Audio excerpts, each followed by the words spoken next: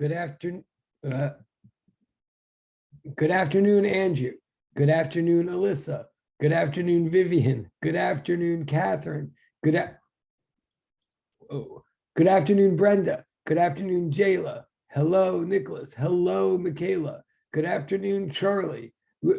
Right, Gabriella. And good afternoon, Stephanie. That's interesting. Okay, I think. Nicholas. Okay. Yes. What's up? And happy post day. More people. One sec. And okay.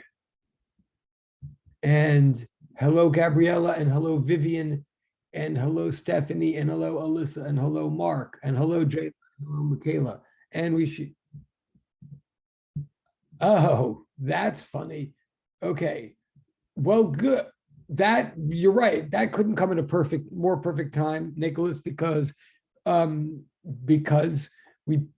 in the same way that, yes, because I totally don't deserve that this week, so I could use it to keep it. If it weren't that week, it would otherwise be like happy, cause major damage to teachers. Anyway, whatever. Yes, good. All right. So if that'll keep us from the rage and hate that is actually more deserved, then great. Okay. Wait. Hello. So, and more people coming in. Sorry. So, yeah, I'm beginning to I have to pile apologies on top of apologies. All right. So basically, let me start by the exams are still coming back one by one, very slowly across the different sections. They're just dribbling into your inboxes like one by one, very tediously and slowly and pathetically. I don't mean the exams are pathetic. I mean, I'm pathetic. They're happening. If you haven't gotten one back yet, that just means you haven't gotten one back yet, and it doesn't reflect in any way on anything other than how slowly they're going. So that's just going to keep happening in the background. And believe me, I know we're running out of time. I know we ran out of time like a month ago. On the extra credit thing, though, so now I want to issue not a thanks to at least one of you who who texted me and observe that this extra credit thing that, or whatever you want to call it, this assignment for extra points that I gave to you guys on Monday, yeah, it was missing a whole page. I mean, and it had an extra column in the chart that made things totally confusing. So here's this. So first of all, so it's still a live assignment. I would still like you to do it. I mean, I think many of you did get far in it. Maybe even some of you even felt that you had finished it on Monday. The key whole, so it's still live, but it's been re-uploaded and some of the errors and stuff fixed. The main thing that one of you noticed, and yeah, the key, I kept saying yesterday in class, I think I kept saying in class on Monday, sorry. It may have been first of all, the last column in that chart is just totally confusing and would throw you off. Clipped it out. It's gone from the chart. It doesn't mean anything and it's gone. But then, hello, good to see you. Good to see everybody. Yes, sorry, hello. Oh, and hello, sorry. So yeah, so back to talking, all right, look, hold on. I'm just going to upload this for a second. I mean, I'm going to screen share for a second. I apologize. I'm glad it's Teacher Appreciation Week because we clearly, because I didn't know that until Nicholas pointed it out, but because you would have no reason to appreciate me if you weren't forced by some holiday. Hold on, I'm going to screen share something so you can see what I'm like lamenting right now. Hold on. Sorry.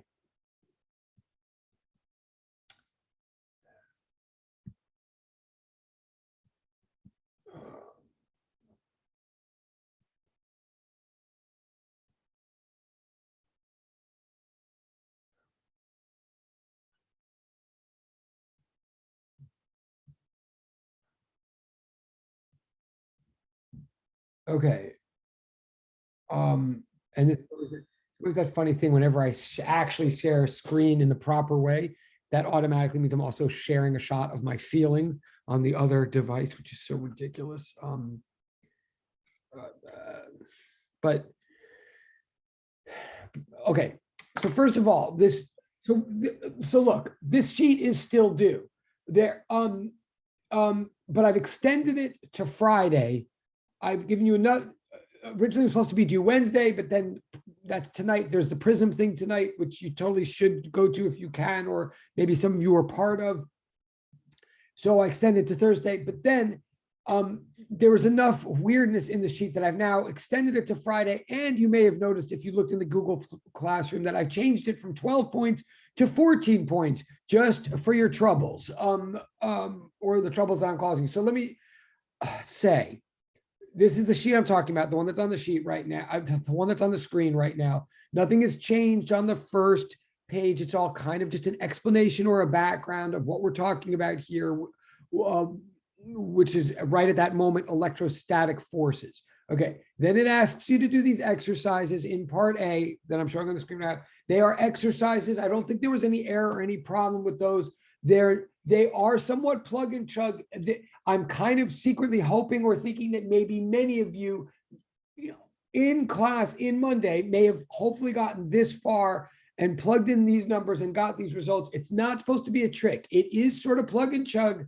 It's not crazy or anything. And let me say quickly now, well, I'll say quickly now and a little bit slower in a minute. The purpose of this plugging and chugging piece of the assignment is partly just get practice with the equation and sort of get a sense of the numbers and stuff like that. But it's also to make a larger point. It's to show you in a way something that I'll try to say in more detail in a couple of minutes.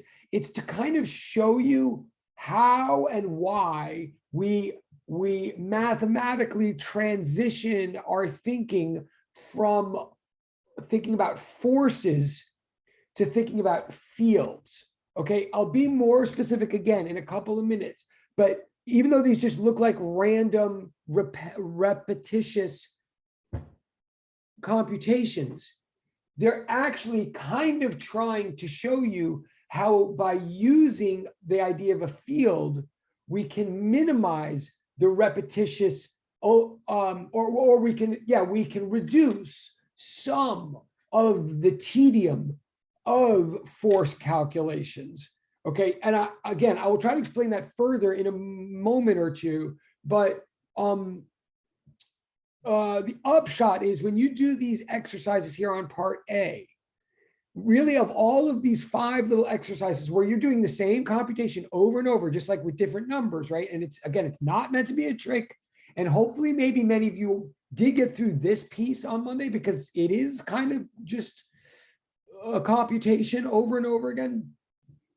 The key question is really question number 4 there. Okay, I'm going to go back to this in a couple of minutes, but I just want to direct your attention, especially if you have not done this yet. And again, for anybody who's just tuning in or back from the holiday or anything like that, this whole sheet that I'm screen sharing right now, and which is in your Google Classroom and has been updated, is worth 14 extra points on the exam score that you haven't gotten back yet, many of you, if you just do this thing thoroughly. Even if you do it imperfectly, if you do it by Friday night thoroughly, that's 14 extra points on your exam. You can, at worst, if you do it really badly or really wrongly or something like that, then maybe you won't get all the 14 extra points. But no matter what, just to repeat what somebody asked, okay, for anybody who wasn't here Monday, you cannot make your exam score worse. No way. This cannot hurt you. It can only help you. It can help you to up to 14 points worth. Again, okay, just for anybody who's just joining us today. So I'm walking through a little bit more carefully right now because the sheet had some errors and mess ups in it on Monday when you were all working on it for 75 minutes. So I've re-uploaded it with the corrections. I want to just walk you through the corrections now to be as explicit as possible. You'll know you have the corrected, updated, re-uploaded thing. You'll know you're working with the correct document if the document itself actually says SP22 rather than SU20 in the file name, like spring 22 rather than summer 20. Okay. Let me just stop for a second. I'm sorry. Can I?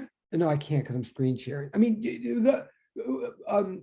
Vivian and Gabriella, do you mind, just because I can see you now because of the video, can you just, do you have this sheet and did you get the re-upload? Do you know? Yeah, okay, thank you. Okay, thank you. Okay, it's good enough for me. Okay, so again, for everybody, I'm just like walking through a little bit, partly to be careful, just so I can make sure you can all get these points and make sure I'm not continually adding to your stress, which I think I'm probably doing because I'm adding to mine.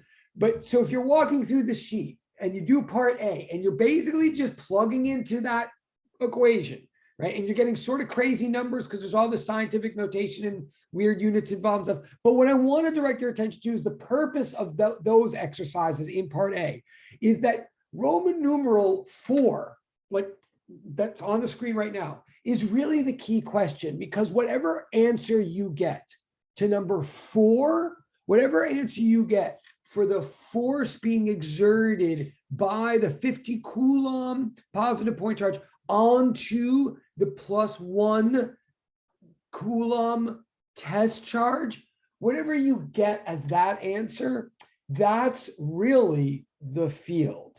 I will explain this more in a couple of minutes, but what I want you to see in the end, and well, yeah, that answer that you get for number 4, okay, that answer that you get for number 4 is the magnitude of the field.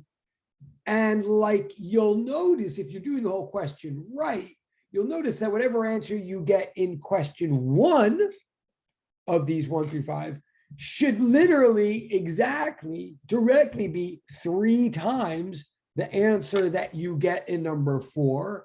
Whatever you get for answer number 3 should be 5 times as great as whatever you get in number 4. Do you kind of see what I'm getting at here? Again, I'm going to try to expand on this a little bit more later. But what this, and the reason that the order is scrambled, I mean, it's to make the point. It's to make the point that you see, once you know the force that one charge exerts on another charge, call the forcing charge the source, call the forced charge the test, right? Like think of the charge that's creating the force, that's doing the pushing or doing the pulling as the source of the pull or the push. Think of the charge that's receiving the pull or the push or whatever, or receiving or experiencing the pull or the push. Think of that one as the test, right? So the source is like Q1 and the test is Q2, whatever. What we're trying to get you just to notice here is we could do force calculations till the cows come home. We could always think of things in terms of force. But what we start noticing after a while is if we figure out the force that one charge is exerting on the other charge, right? If we swap out the test charge and put in a different test charge, right? The whole force is only going to change by an amount that is the amount by which we changed the test charge. That is, the whole force is directly proportional to the amount of the test charge. So if we got the force, and then, so you get like this force in question 1, right? The force exerted onto a +3 Coulomb charge, right? Then in question 2, when it's asking you, well, what's the force exerted on a -6 Coulomb charge? If you're smart, like you could just do the whole calculation again, and that would be correct, and you get the correct answer. Or and now maybe I'm giving something away, or maybe you already noticed this. Maybe some of you noticed on Monday, if you've done question 1 correctly, then you could just look at question 2 and be like, wait, all right, all Javerbaum is doing is changing the value of Q2. Everything else in the whole equation stayed the same. So like, since I already got an answer and he only changed the value of Q2 from +3 to -6, why don't I just take my entire answer and double it and then add a negative sign? Won't I be correct? Like, I don't know if any of you thought of that or not. And I'm not saying you need to have thought, but if you did think of that, or if it even crossed your mind that you could like shortcut some of this annoying work and just do that, you'd be correct. right? You'd be absolutely correct if you just take your answer from number one and double it and multiply by -1 to get your answer for number two, you'd be correct. So I'm going to keep going. Again, I'm going to get back to the other details and corrections that I made of the sheet in a minute, but I'm just like now I'm just sort of going through. So then you get, so right, so you're trying to be a little bit smart by being lazy. You're trying to use your smarts to get out of having to like do work, which is what all mathematicians and scientists always do. So then you get to question three though, right? And then question three, and you're like smart because you just made this shortcut and but then you get to question three and you're like, oh crap, like I could do my trick again. I could do my trick again, but now I would like have to take my answer from like my original first answer and like multiply it by 3/5 or something, or by 5/3. Like I'd have to divide it by 3 and multiply it by 5. That's kind of annoying. Like I'm not even sure. Like I could do that. I mean, I hope you understand what I'm saying. Like you could do that. You could take your original answer from number one, divide it by 3 and multiply by 5. But by the time you do that, you might be thinking, I don't know if this trick is like really that worth it at this point. Like I'm seeing a pattern, but oh, well, it's kind of a hassle. I wish Abraham hadn't given me these annoying numbers. Now maybe I'll just like go back to the drawing board and just do it. Like, I don't know what went through your mind. But see, then we get to question 4. Because question four is saying, oh, you know what? If this is going to keep happening, if we're going to just keep having this one source proton or point charge sitting on the table at a certain location, and it keeps on like reaching out and pulling or pushing like over there, that location on the table, where sometimes I have a 3 coulomb charge positive and sometimes I have a -6 coulomb negative, and like I have all these, like one day I have one kind of test charge and the next day I have a different test charge. What it finally dawns on us in a way is, from a purely computational perspective, what we say is, you know what, if we would freaking just do the calculation for what would happen to a +1 Coulomb test charge, right? If Yavarab had only been nice enough to ask us what would the force be on 1 unit right from the get-go, then no matter what anybody would ever substitute in for that test charge, I would just multiply accordingly, right? Like if we had first done a calculation on just where the test charge was +1, then from there on, and we got an answer. Then from then on, and if anybody says, oh, sorry, we're going to take out that +1 and we're actually going to see what happens on a +7, we would just multiply our answer by 7, right? Like what I'm doing when I'm guiding you through these like stupid, annoying exercises, I'm actually trying to show you in a way, mathematically, the annoyance that we actually do of like, I only want to put you through this annoyance once, but then I'm saying, you know, how we get out of it for the rest of our lives, because we don't want to do that any more than you do, is we always just start our analysis by saying, what would be the force exerted by some amount of charge over here at this location? What force would it exert on a test charge of +1 coulombs of charge located at a particular point of interest, a particular location in space? We do the calculation for what a force would on 1 charge, and we call that the field, like right? And so then from then on, anything we put there, if we want to know the force, we just multiply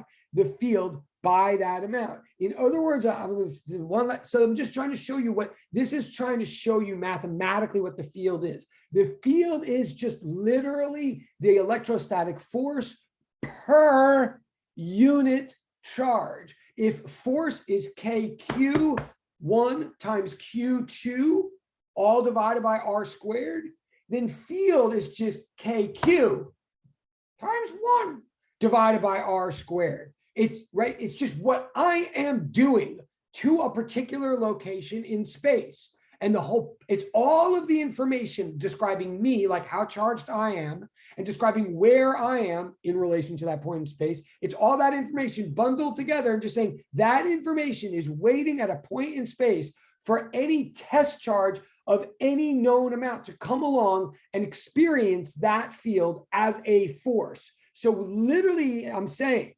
field is force per charge, like E is F divided by Q.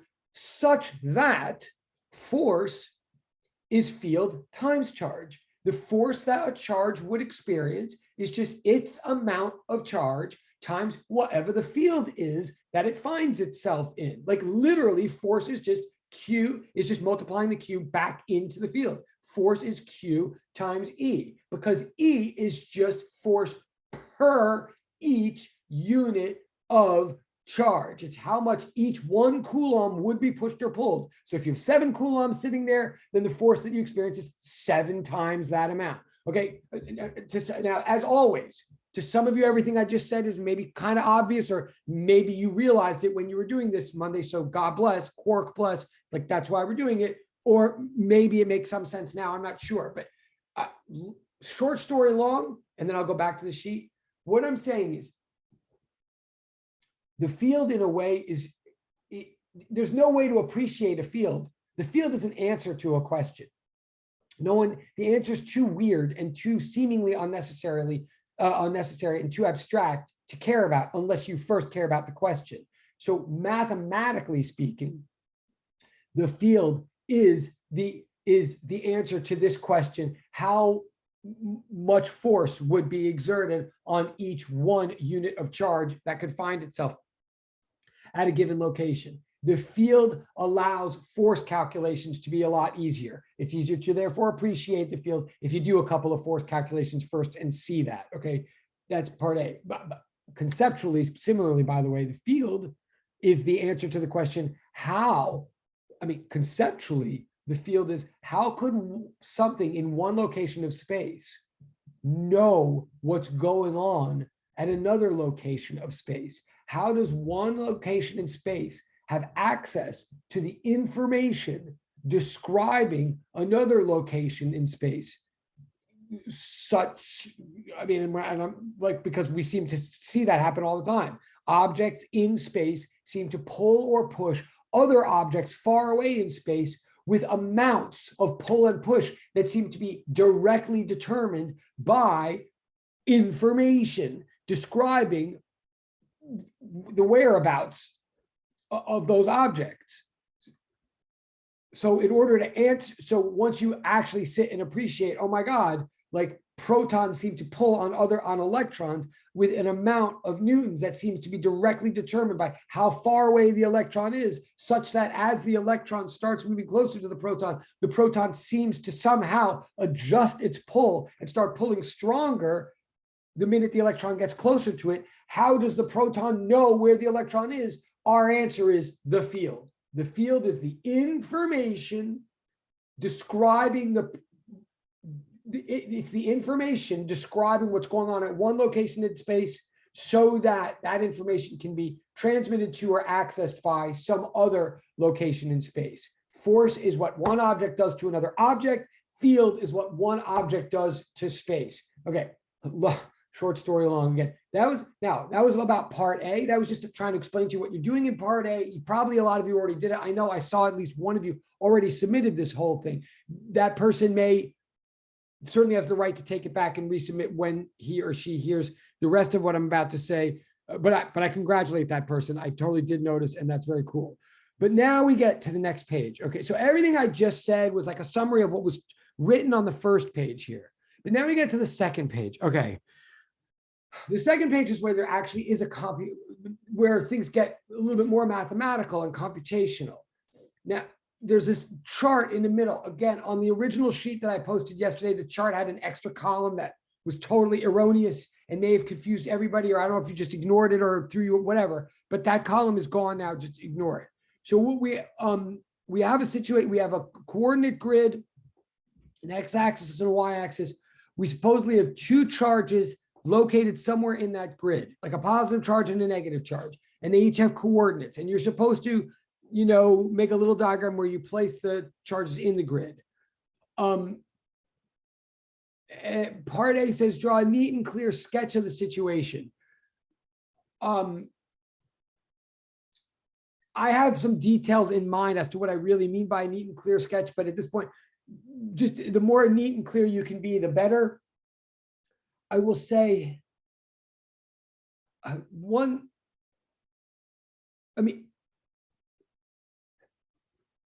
it just says draw a neat and clear sketch. And since that's all it says, that's really all I can enforce at this point. I do have to say, I look pained because I am pained, but not because of you.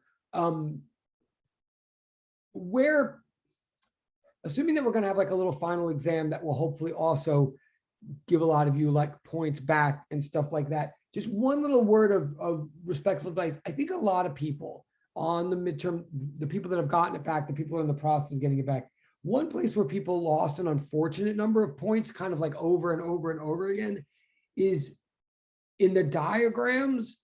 It's awesome that you all took very seriously to include diagrams a lot, and a lot of you did, and a lot of you were wise enough to include diagrams even when the question didn't seem to lend itself to a diagram or didn't seem to ask for it. And that's great. And that is what I wanted you to do. And I think it does make a very big difference.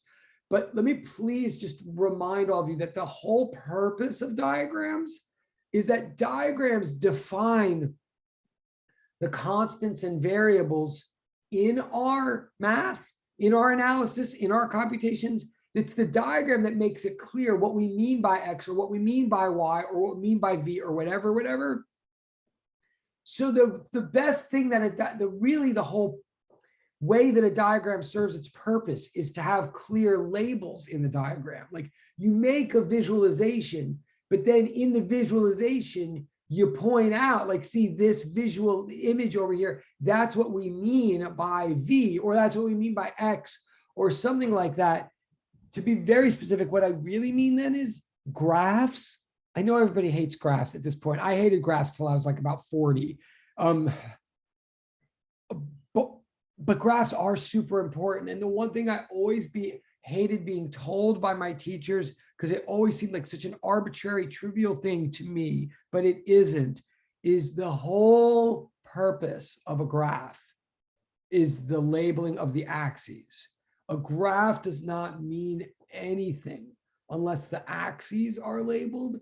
Like, I know I sound like I'm in such pain. I'm not really in pain over your graphs, but let me please plead with you. It is true. It's a mind-blowing thing how much a graph can express without a million points being labeled, without playing connected dots, you can label almost nothing in a graph and have it still convey a world of meaning, but you can only get away with that if we know what the axes actually mean, if we know what the graph is measuring.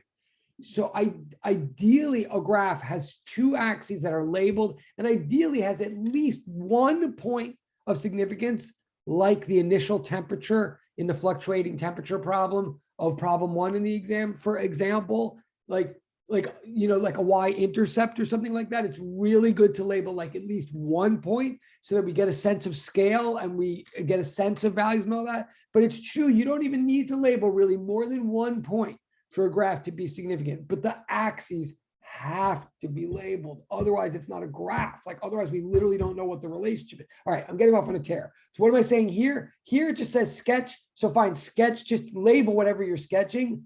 But now, and I'm almost done. I know, again, I apologize. I know I sound like I'm not frustrated with any of you. I'm frustrated with myself. But what somebody pointed out to me very generously and nicely in the text is that the sheet that I put in your Google Classroom yet Monday, the sheet that I gave you 75 minutes to work on, totally stopped at part A and then said something insane under it, like page 4 out of 11. Like I would be very confused and distressed if I were a student and saw that.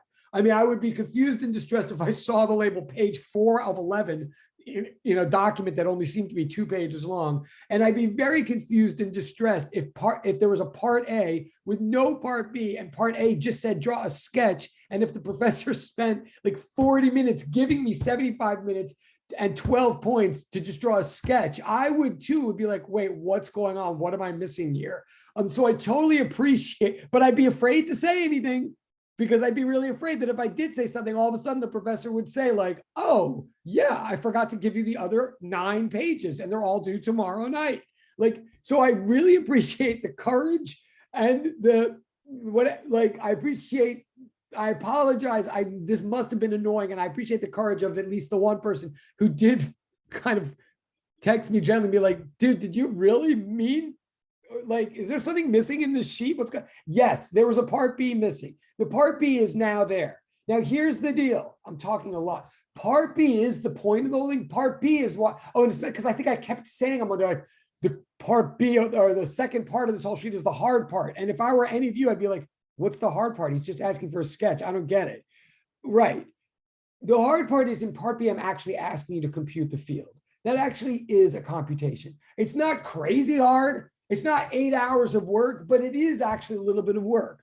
And I almost felt like not putting it back because I feel so bad that it was missing there. But this whole thing is pointless unless you do part B. So what you're seeing right now at the bottom, but I'm going to try to help you right now with part B. But part B says compute the magnitude and the direction of the electric field at the origin.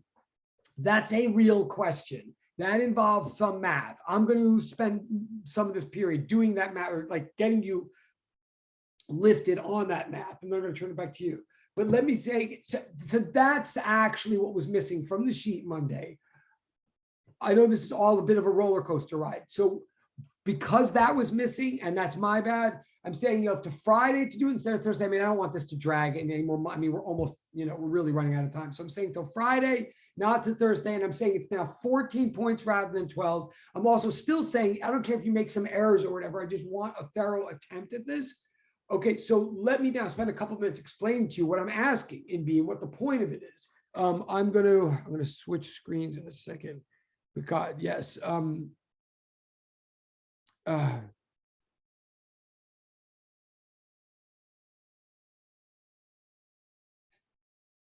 wait, I'm just thinking if I'm switching screens. Yeah, I'm going to switch screens. Pardon me. Or I'm going to stop. Oh, chat. Oh, this is great. Okay. That really helps.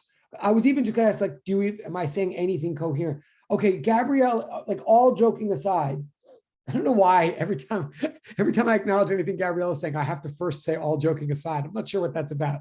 But no, but it is a friendly thing. What Gabriella has in the chat here is like totally spot on. Well, yeah, okay, that's probably true. Okay. What she's I'm just going to read out loud just in case. Like I never know what you can see or whatnot. She says for part B, right? And this lowercase part B, the thing I just said. When we make the graph, we have an irregular looking triangle. So do we use physics 203 knowledge to break up the triangles into individual ones so that we find the hypotenuse of each vector to find the vector from the origin of the origin? Okay, yes. Honestly, and again, I cannot even contain my excitement. Like if you speak, like she might have just like saved me the next 45 minutes. Like if you understand what Gabrielle is saying in the chat, I mean this honestly, if you understand what she just said in the chat, then you've just saved yourself and the hassle of having to listen to me for the next 45 minutes. Like that is correct. That is the point. That is what I'm going to say, and maybe if enough people actually understand, maybe I won't waste your time explaining it. But yes, like the thing about part B, my summary is part B is asking you to add two vectors. Literally, part B is a vector addition problem. It absolutely is a physics 203 type problem. It is add two vectors together to get a final third vector. And I know what she means. It's true, deliberately. The two vectors that you're adding together, if you were to just draw that, and I do plan to do this in a minute, but maybe we'll see where you are. I mean, if everybody's on the same page as Gabrielle, excuse me, then I'll adjust. But what she's saying is, if you see part A is asking you to draw a sketch. Like it basically is asking you to draw an arrow coming out of the origin, an arrow coming into the origin from one of those 2 points, from one of the charges. And it's asking you to draw a separate arrow going into or from the origin to the other of those 2 points. Like your sketch will be 2 arrows, one of which lands on the origin and one of which comes from the origin. I'll explain why I'm saying it like that in a moment. But yeah, you'll have these 2 arrows and and that's it. That's your sketch for part A is like 2 arrows. Then why are they arrows? Because field is a vector. It has magnitude and direction. The directions of your 2 arrows will be clear. But anyway, you'll have these 2 arrows in part A. Now, what Gabrielle is saying is that in part B, I'm asking you to add those two arrows together vectorially. That's true. And what she is in detail saying, and I do want to echo this, she's saying that if you draw the arrows correctly in part A, oh, you're most certainly going to notice that you don't get like a right triangle. You don't. That's correct. I mean, not formed by both of them, you don't. Right. So any little like instinctive tricks or sort of tricks that people sometimes think they want to do when you might think of certain things that you might want to do like SOHCAHTOA or I don't want to say that. The point is, if you want to add these two vectors together, you don't look for them to form one big right triangle. There's no assurance or guarantee whatsoever that two arbitrary vectors would necessarily fall into a right triangle, and these don't.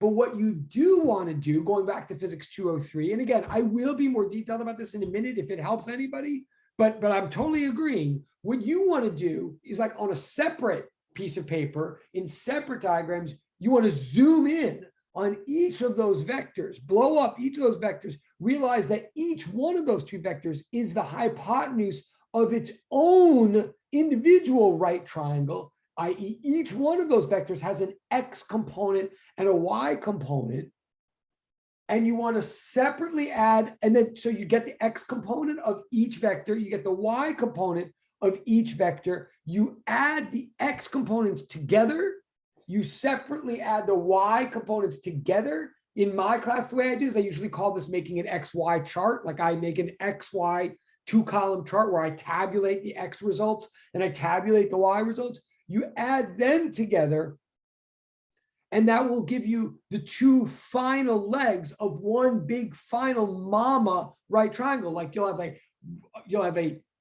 net X component that you'll draw, and a net Y component that you draw from the X component. So you draw an X side, and then from its tip, you start the tail of a Y side. And I don't know if it's going to the left or going to the right, and I don't know if the Y one is going up or going down, but you follow your negative signs accordingly. So you go like, and then, so you have this big right triangle and the hypotenuse of this big final right triangle is what you solve for. The hypotenuse of the big final right triangle you solve for, and its length is the magnitude of your final answer, and its direction, like its angle measured from the horizontal, is the direction of your final answer. Like that was so I mean 100% I'm agreeing and there's no other way to do it. I'm not saying that Gabrielle came up with some trick or some one possible, like the thing she's saying is the thing that I'm wanting you to do. And I'm not trying to make it sound like it's super hard or something, and especially if you did okay in physics 203, or if you had like a good professor like Walters or whatever, then you probably are quite well versed at doing this. But you'll know from experience, it can't be fake. Like it's a number of lines of computation that just have to be done. There's one caution. Okay, I'm going to pause for a second. But yeah, I'm going to pause. But yes, that was great. What I mean, oh, who was it? No, you have major brain. Like no, that was like I was like afraid to. That was the most helpful thing that could have been said. At that. Seriously, that's exactly what I'm wanting everybody to do. And again, it takes just enough time, and it's just enough annoying, and I just enough didn't have it on the sheet Monday that's why I've changed this to 14 points rather than 12 and giving you the Friday to do it. And I will say I'll try to even be more direct about the details of it in a second, but I'm going to stop the screen share. Hang on a second. But no, that was good. Really, and appreciate it. And I really appreciate, I'm not going to name names unless he or she wants to do, but I really appreciate the person who did call to my attention how fouled up this sheet was. Apparently this is not my month. Hold on a second. And it wasn't Gabrielle, for whatever it's worth. Okay, wait. So I'm looking at, can I get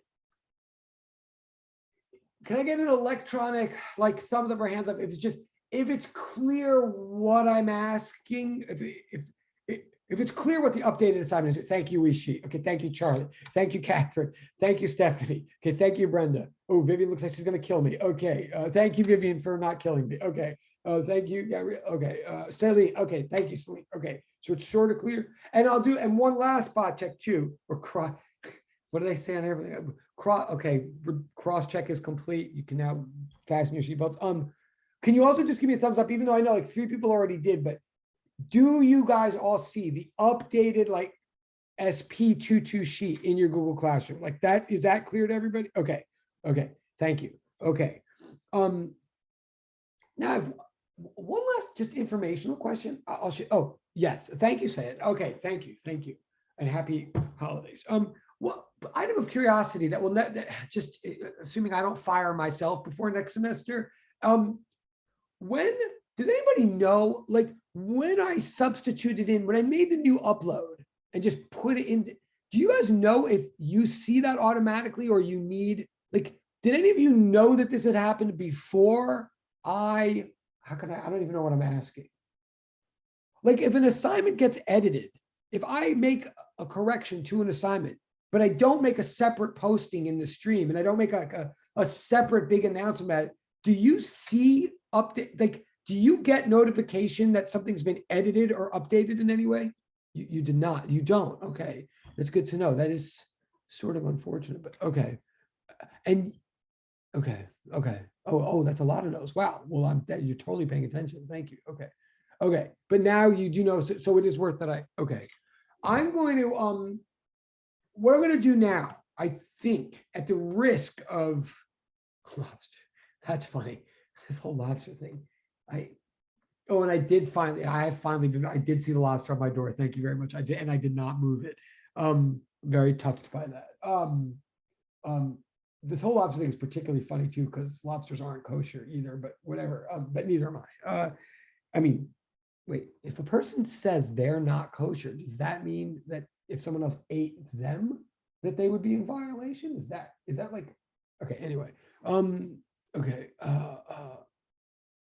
No, yeah, the janitor, wait, what? Sorry. No, they put there's a lobster apparently, not alive. I mean, like a bit, no, the janitor, they don't mess with my door. Are you kidding? They're like, wait, you look away for 1 second. Okay. No, I'm the guy on I'm the stay away from crazy. People don't mess with me because stay away from crazy. Like, I mean, I learned that. Yeah, you should actually, you should. Okay, but okay. Here's what I'm going to do now. And again, I apologize. Again, the exams are just like dripping in one by one. What I have noticed now is that people apparently can see the exam. See, that's what I don't understand. You don't get the updates to the documents that I would actually like it if you did. But I have noticed that I could be sitting there grading someone's exam and they're literally getting the uploaded document before I even finish it or put a grade on it. It's like actually quite disturbing. Probably more to that person than it is to me, but so that's happening too. So look out for that fun. What I'm going to do now, completion, direct, good question. Completion is the answer. Believe me. And when in doubt, the answer is as generously as possible, if that makes sense. The benefit of the doubt goes to you, I promise, for over 1,000 reasons. But what I'm going to do now, I think we have a half hour left. I'm going to I'm going to start the calculation for you. I'm going to make absolutely sure, like again, honestly, I think what Gabrielle put in the chat is the point. But now, because this is a computation problem, it is a practice, it is meant to be somewhat concrete. I don't want to just assume that an abstract discussion of it seals the deal. So I'm going to start the computation for you all now, just so you see what I mean. I hope it's not like too boring or redundant for some of you. But I'm also doing it because I want to alert, there is a subtlety that a couple subtleties that I want to alert you to. So, oh, that's actually very interesting. Part of me I'm very tempted to say yes. Okay.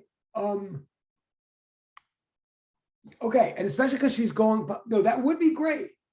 And you're asking publicly. So here's my most honest public answer. I think that would be great. I think you should, for everybody's sake. I think it would be better you than me for you to try like right now. Yes. Can we just but you're asking publicly. So here's my I think that'd be fantastic.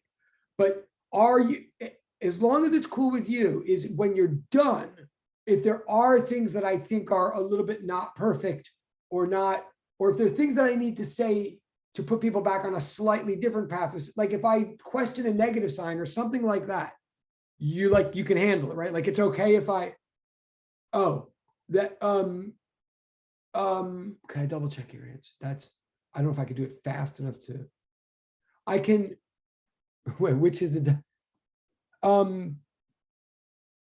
we can try. You want to show, I don't know, it depends how clear you can show. Oh, I have it. You're right. I have it. Hold on a second. Wow. Okay.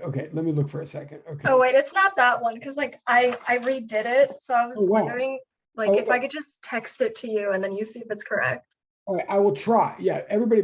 This class is like one ongoing social experiment, isn't it? Or group therapy. Yes, try, and I'll see what I may not be able to do everything so fast in my head, but okay, I'll take this. Okay. So everybody bear with. In the meantime, I want everybody to evolve a Pokemon.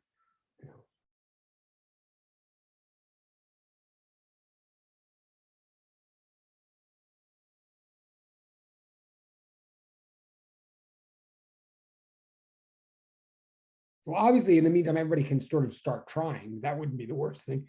That would be a productive use of time. But okay, hold on.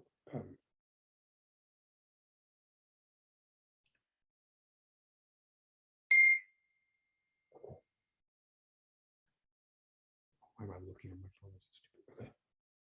Okay.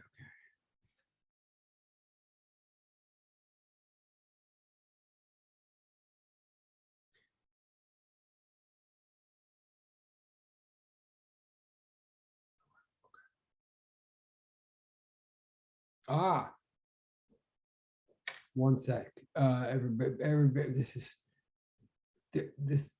this class definitely doesn't lack in drama, does it? Hold on. I just want to see.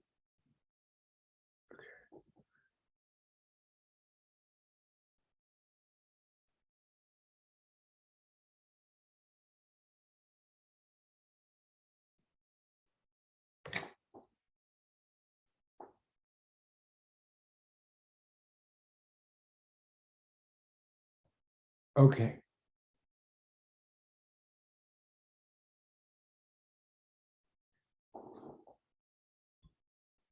Okay, here's my most honest. Here's what I would like you to do. There are some things I'm going to have to say. I think you should present this. I think it's terrific. And I honestly, for everybody, like whatever, well, you all know why it's valuable for you people to present your work to one another.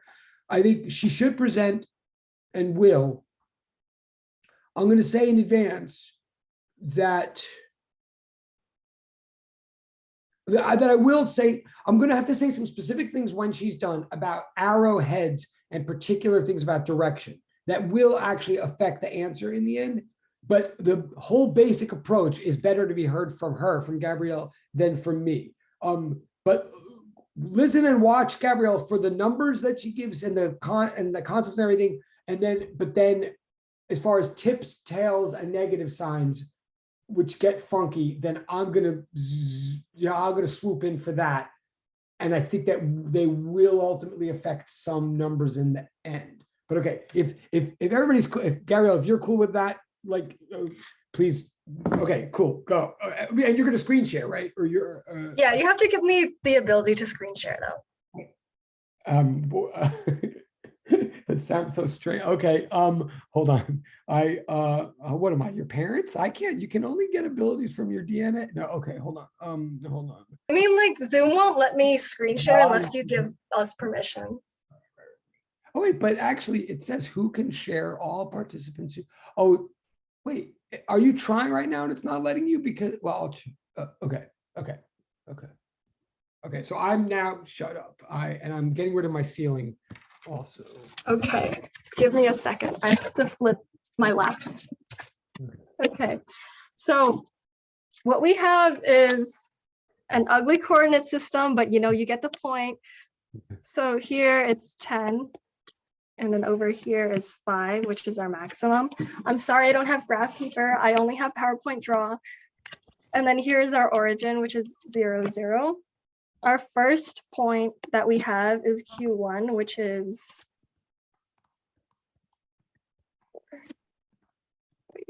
5.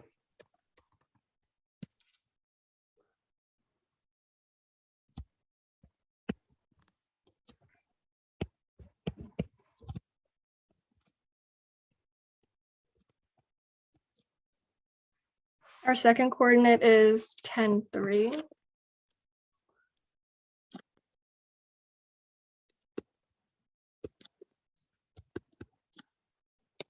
And in a way, you can see that it forms an irregular triangle that doesn't exactly have any angles that we can determine. So what we learned in physics 203, at least for Joseph Walter's class, is that I'm sorry that everything looks really bad. If I actually had graph paper, it would look better. That you can actually see that you can form a triangle with a right angle on the outside, like right here. If my graph was actually really good, you could see one that forms here, another one that forms here,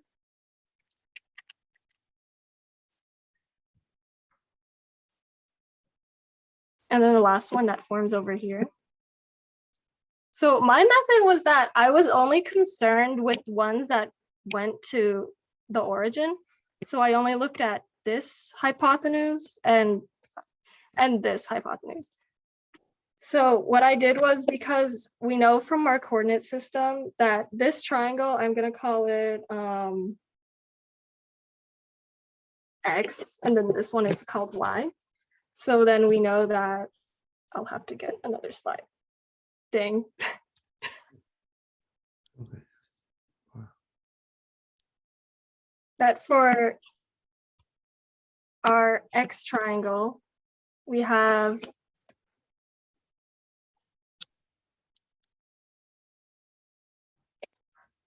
and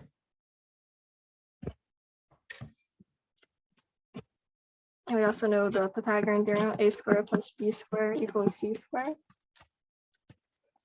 Looking at our graph, our horrible graph, we can see that it is going 5 by 4.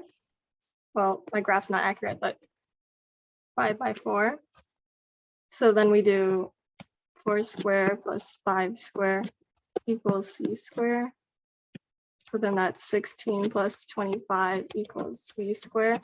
And then you would get that. Then we focus on our other triangle, which is y, because we want the vector to be going to the origin.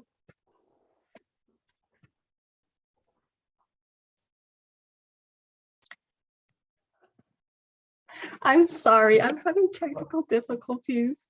No, you're making. Are you kidding? I mean, I don't know why it's like that. Just here, let me just.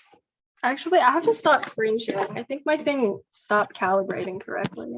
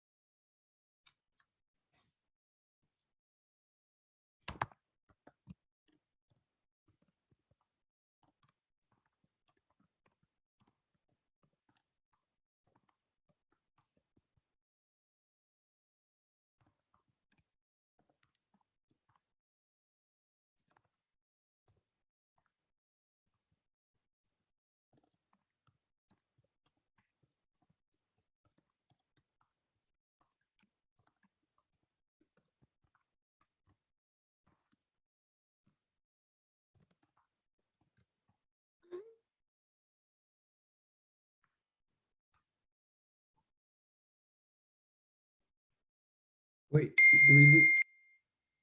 Oh, okay, so we lost. Okay, let me say. Hold on. So we lost her for a minute. She's coming back. This is all very. Hold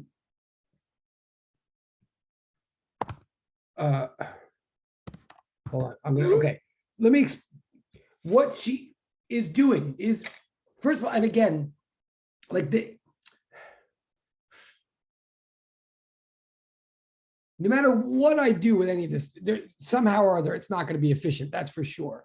But there is a huge benefit in hearing it in her terms or any of your terms, not mine. I mean, there's 1,000 reasons why it's good for us to hear this in a way that isn't just the way that I talk about it.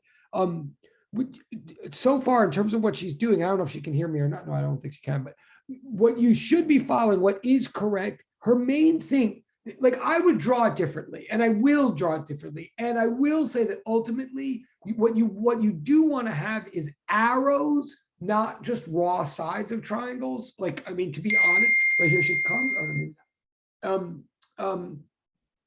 But what she's doing that's right, that you have to do, like that's unavoidable, however you draw it or picture it, is you do want to take those two vectors, the two vectors that were given that are coming from or going to the origin, each one of them, you want, I would recommend drawing on a separate part of the piece of paper. Frankly, I think one thing that's like a little bit, well, for me, a little bit confusing, but it has its benefits, is how she's putting all of the triangles together in one big picture. Like and there are benefits to that. And I think that maybe that does work better for many of you, which is why it's worth seeing. For me personally, what I do is I zoom in on each of the vectors and I like start a whole new picture with the vector where I treat the vector as the hypotenuse of a triangle and I draw its legs. And I start doing the work that she's doing to get the legs of the legs of each of the two separate given right triangles. Like, put another way, if you're given two vectors and you're being asked to add them, what you're really being given is two separate right triangles. And you find all four legs of those two separate right triangles, and you're going to add the two horizontal legs, and you're going to separately add the two vertical legs. And what you'll get is from that is one final horizontal leg and one final vertical leg, from which you make a final big triangle. Like, and I know I said that before, but again, that is what she's doing, and you're seeing it graphically right now. And I guess she'll come back in any minute. If we run out of time, two things to caution you about. One, oh, here she comes, I think. Okay.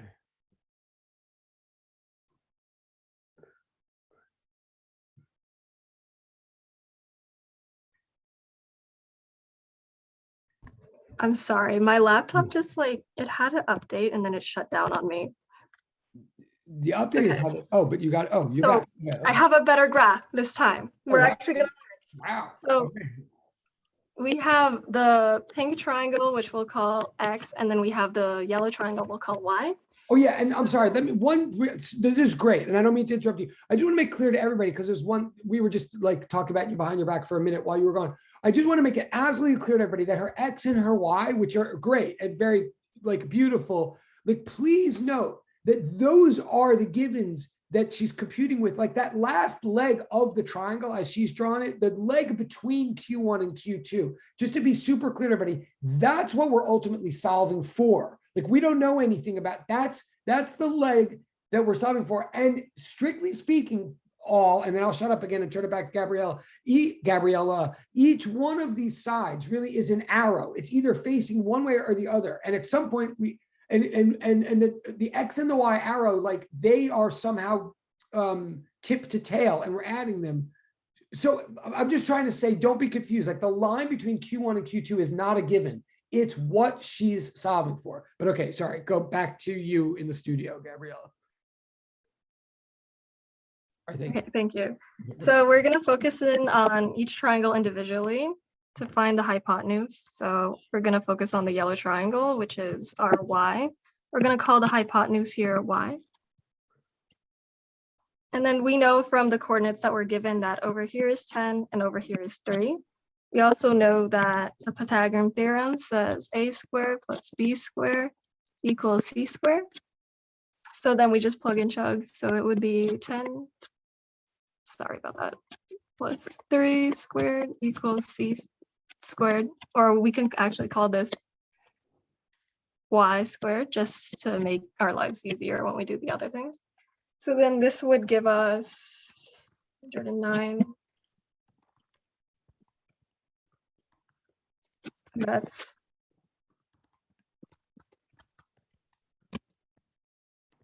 and so at least from Joseph Walter's class that I believe because we're going towards the origin, our arrow would be pointing this way. Oh, And I forgot to label it, but north, south, east, and west. So then it would be going southwest. okay, wait.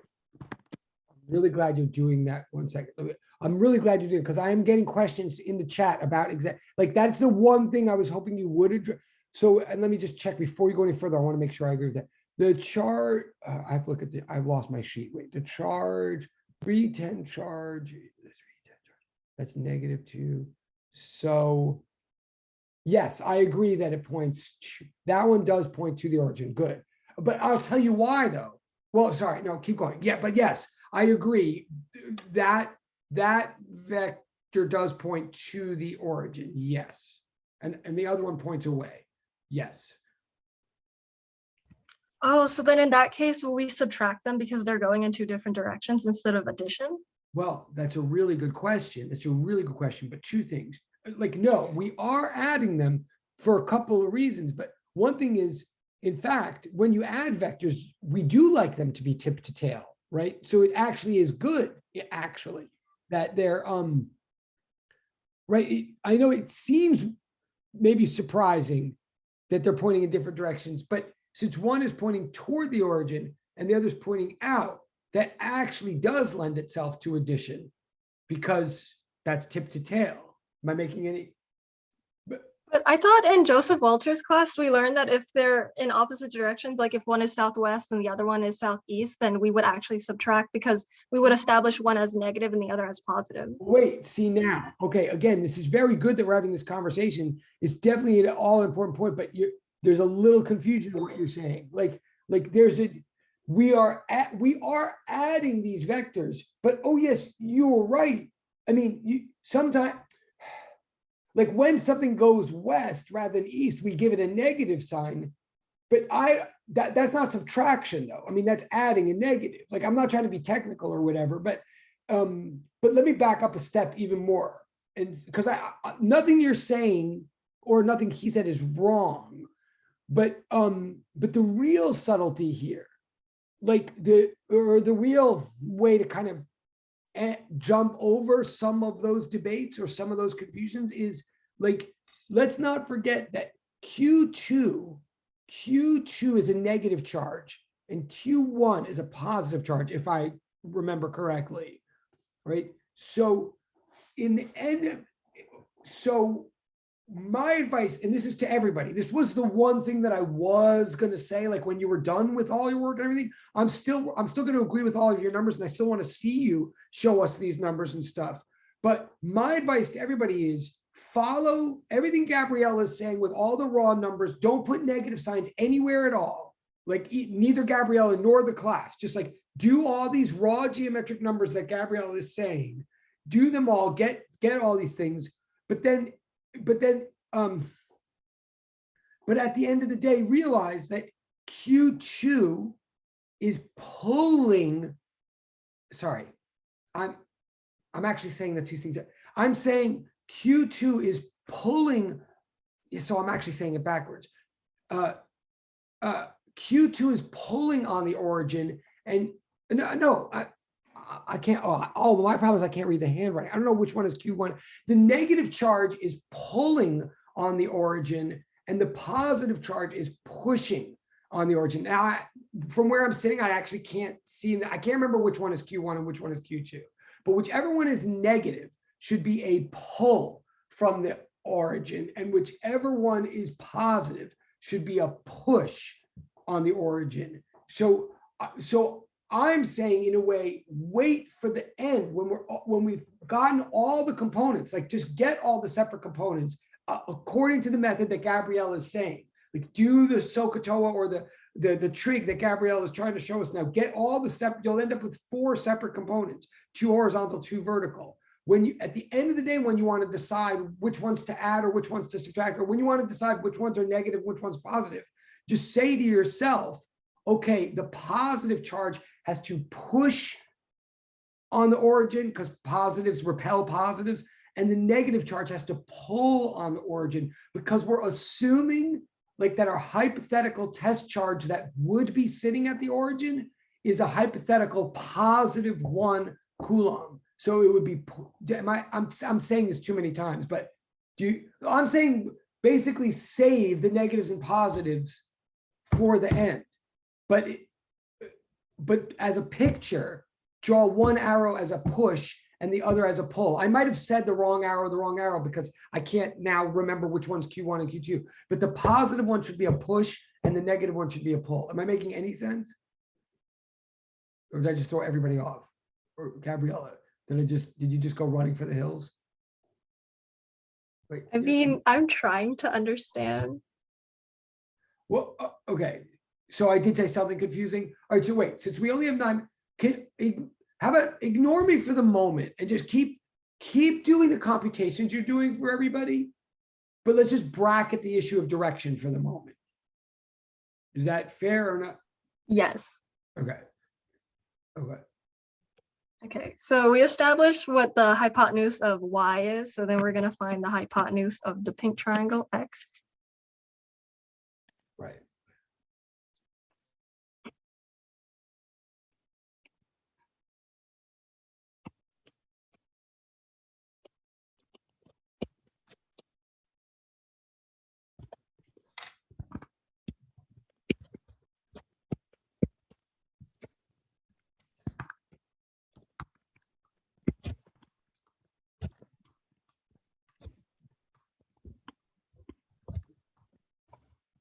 I'm not really sure what the direction on this one is. I'm assuming that it's probably, according to Yauerbaum, in the opposite direction.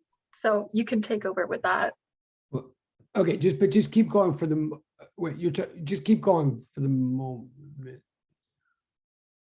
I think I'm going to stop here because I don't want to share more wrong information. Oh wait, no. I'm sorry. Well, first of all, no. This is what I feel bad, but no. But part of what I'm saying though is that I think your information, like if you're okay with the pink triangle, you're talking about the pink triangle right now, right?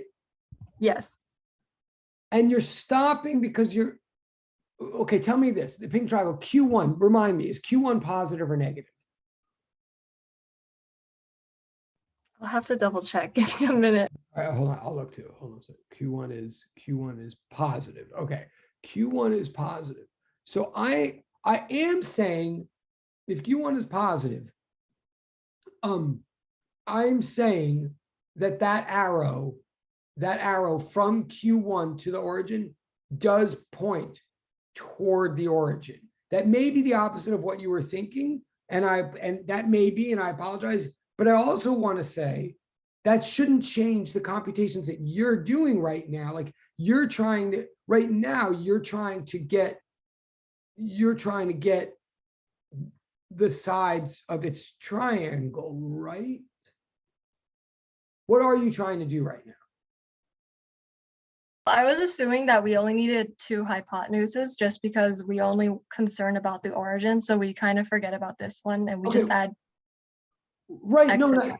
Oh, wait, I think that's right. Wait, so first of all, let me agree loudly with you and in front of everybody. I totally agree. But you need those 2 hypotenuses that you got. That's great. You do need them, and you don't need any other hypotenuses. And those hypotenuses are going to be like those hypotenuses are going to be like what you're putting in as R in your KQ over R squared component calculations. So yeah, you definitely needed them, and you don't need other hypotheses. So yes. So what would you do next, I guess is my question. What are you going to do? Forgetting about, like, if I didn't say anything, what, just in overview English terms, what would you do next with these hypotenuses? Or what would you do next at all? Well, in the physics 203 mindset, I would hopefully find what the other vector is, then we would do addition. But in the physics 204, we have to use the 2 vectors and plug it into that equation and also use that constant that you added to the last part. Okay. Yeah, I think it still is. Okay. I know we're running out of time. No, I know this is all awkward for everybody, maybe. We need my son to run in at this moment and like demand fish or something. But wait, okay, I'm gonna just try to do it. We have 5 minutes. I'm gonna try to do it on my screen. You're correct to think that it's the physics 203 mindset. The only thing is that, yes, we're gonna apply the physics 203 mindset to this physics 204 equation, like, which I think is what you're saying. And I think you're right. So, okay, let me see it in form. So if you don't, I think this is very helpful what you're doing. I do. And I like the colors and everything. I think the first key thing that Gabrielle is telling us, there's two main things that Gabrielle is telling us that we all do need. Number one, you need those hypotenuses that she just got are the R's that we would put in the physics 204 equation. So we're going to use them both. And number two, we're going to use them to add up components, which is what I think she is saying about physics 203. So let me see if we have, I'm going to switch the screens really quick if I can, sorry. But no, and I think it's tricky to do this. And I think that was very helpful. And I think I fire myself right after this. Okay. And I know we only have 3 minutes. I mean, I'm watching the clock. I see that.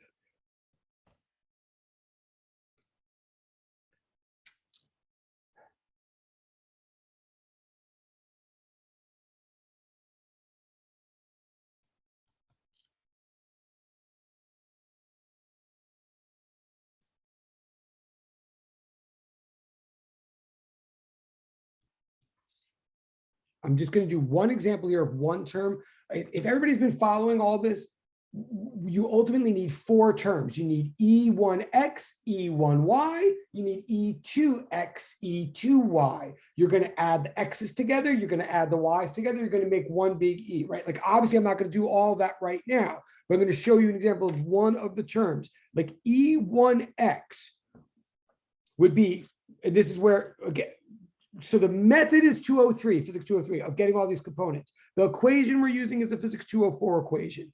When I say cosine of theta 1, I mean the theta in Gabriella's pink triangle, which now I regret having just like taken off your screen, but like what it like cosine of theta 1, the theta in her Q1 triangle, I believe was the adjacent, which was, oh, I'll do this really quick. I know we have 2 minutes. The adjacent was like, is 5 over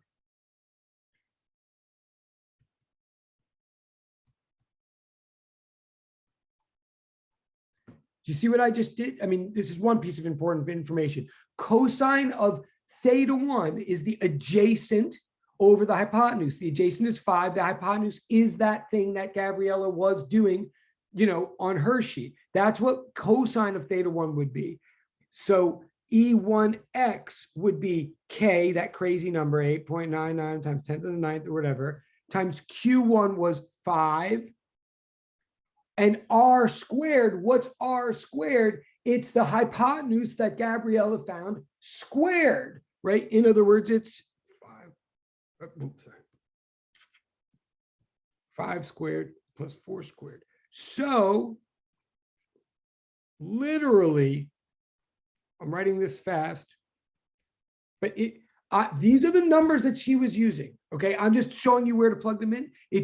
This would be one component. This would be E1x. Then you would do the same thing for its y component, but only you do sine of theta rather than cosine of theta, right? So sine is opposite over hypotenuse, right? And then you do this same thing for the other 2 components, right? Like, that's how you get the 4 components. It's the numbers that she was geometrically doing, but it's plugged into the 204 equation. Then the only question, and this is where like things got bumpy with Gabrielle and me, and I'm sorry, but we'll always have Paris. Like, and I do apologize honestly.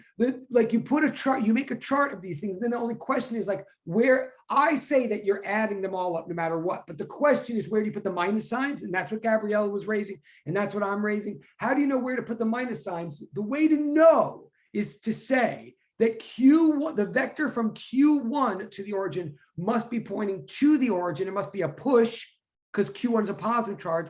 The vector from Q2 like has to be a pull. So it's from the origin to Q2. It's to the origin from Q1. So you just, so therefore in the case of Q1, in other words, I would say that that E1x is negative and E1y are both negative because it's like going to the left and down. If you follow, I'm saying this quickly because I know class is over.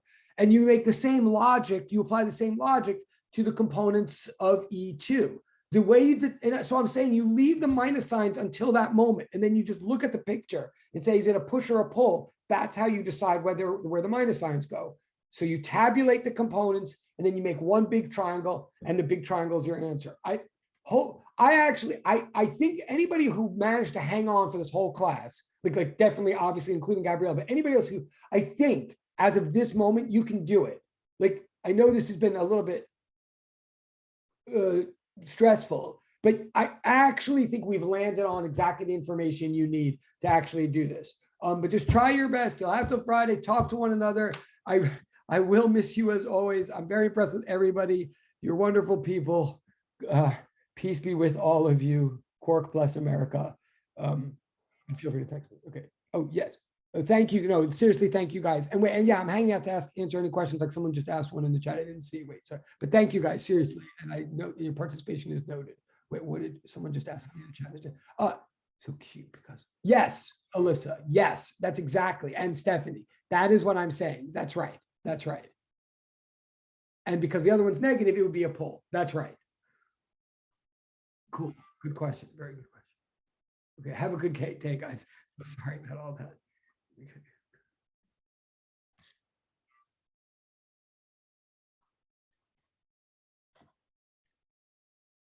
And Celine, you're okay or not okay? Okay.